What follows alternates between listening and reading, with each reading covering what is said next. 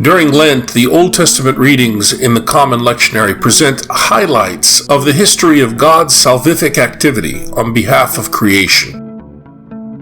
In the First Sunday of Lent's reading, God confirms the divine covenant with all creation, humankind and the animals.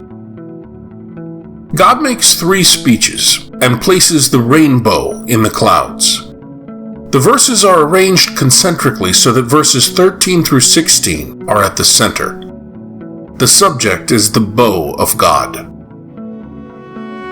In the first speech, God introduces the topic of the covenant and highlights its central feature, the stability of the universe. Never again will God inflict such a punishment on creation.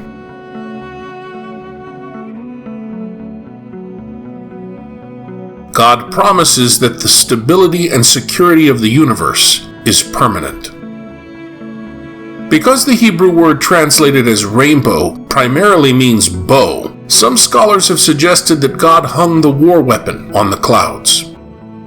Contemporary scholars prefer to interpret the rainbow rather as a beautiful element of nature, which God created to occur under certain circumstances.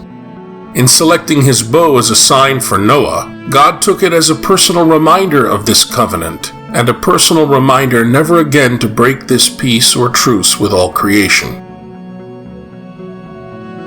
One possible link between this common lectionary reading and the Gospel, Mark chapter 1 verses 12 to 15, is creation in its original status being favorable to human beings. The responsorial psalm is the 25th psalm, an alphabetical psalm where each verse begins with a successive letter of the Hebrew alphabet. It expresses the psalmist's grateful response to God's covenant love, compassion, steadfast love, kindness, and goodness, and asks the God of Israel to show the way.